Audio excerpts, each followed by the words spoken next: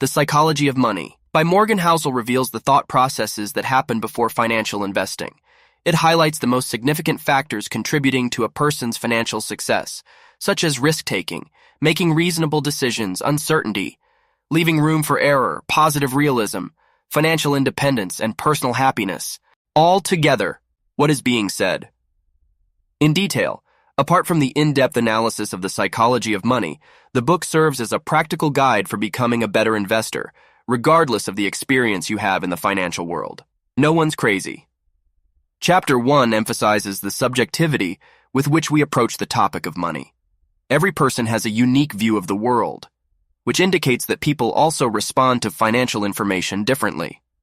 People base their money decisions on what seems logical to them at a given moment of time. Luck and risk. Chapter 2 warns us that there are other factors, such as luck and risk, that play an important role in the outcomes of our actions. It also discourages us to base our decisions and actions on highly unique success stories and people. As a matter of fact, it advises us to look for broad patterns of success and failure. Never enough. Chapter 3 sheds light on a particularly hard financial skill, which is realizing when enough is enough. Having enough is not an indicator that you've missed opportunities to invest and make more money.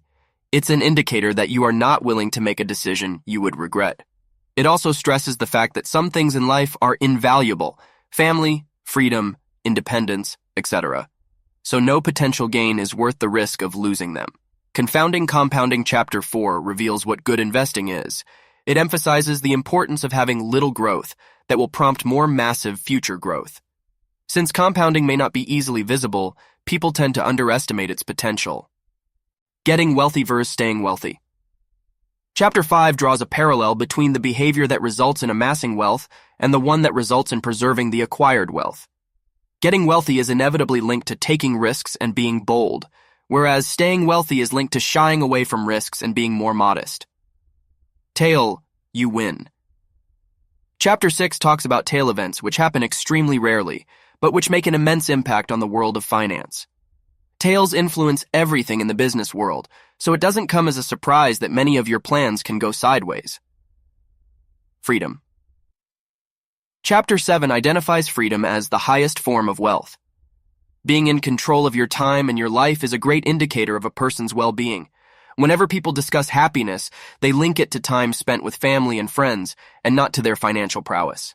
Man in the Car Paradox. Chapter 8 reveals people's wish to be respected based on their horsepower and other forms of display of wealth.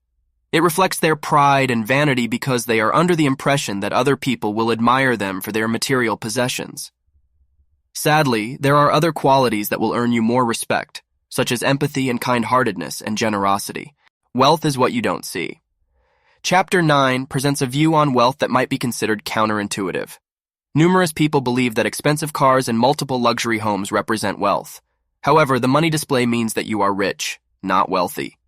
The main difference between being rich and being wealthy is that wealth is money not spent. Wealth is opportunity and flexibility. Save money. Chapter 10 identifies a major tool for building wealth: saving. Saving is often overlooked in the financial world, although it plays a key role in getting and staying wealthy. A lot of people approach saving money with a specific goal in mind. However, you can save money for a future opportunity and for greater freedom. Reasonable.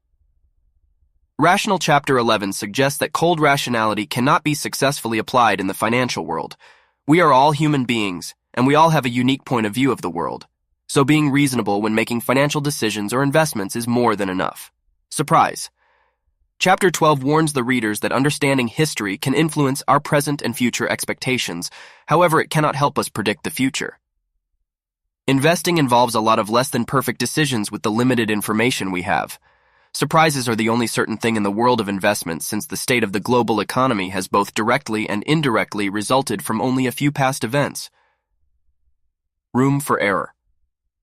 Chapter 13 reinforces the notion of making errors in the world of finance. Any financial decision or a plan needs to have room for error, or a margin of safety, which will help you succeed in an area riddled with uncertainties.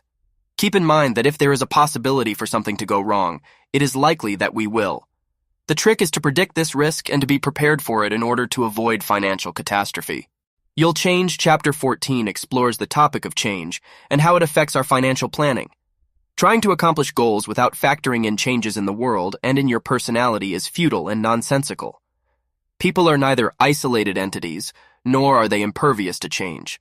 Accepting change will help you minimize or avoid regret in the future altogether. Nothing's Free Chapter 15 makes an immensely significant point. Nothing is free. Some people do not realize this simple but hard truth because the price of things can be invisible until they experience them. Investing has a price that can be expressed in uncertainty, regret, stress, but also in success and freedom. Not being able to perceive investing success easily may prevent people from becoming a part of the world of investments. You and me. Chapter 16 talks about bubbles that come into existence when an ascent has momentum, which in turn attracts short-term traders. In these instances, people do behave rationally and want to use the new potential and take a piece of the action for themselves. The seduction of pessimism. Chapter 17 sheds light on the prevalence of pessimism among intellectuals. It is a misguided belief that optimists blindly believe that everything is wonderful. Optimists are aware that there are obstacles. However, they do hope that the final outcome will be positive despite the setbacks. Pessimists focus on the problems because they happen more frequently and quickly, whereas progress takes time. When you'll believe anything. Chapter 18 deals with people's desire to fill the gaps in narratives due to the fact that there isn't a person who has a complete picture of how the world works. The danger of having an incomplete view is that we tend to shape the narratives in ways that work for us. We start believing in something simply because we want it to be true. Such behavior can have a major negative effect on our financial decisions and plans. Now, Chapter 19 is a summary of the most important lessons in the previous 18 chapters. It synthesizes the most important takeaways from each chapter in a clear and concise way. It emphasizes the importance of saving, freedom, leaving room for error, embracing luck and risk, and making informed, reasonable decisions. Confessions. Chapter 20 is precisely that.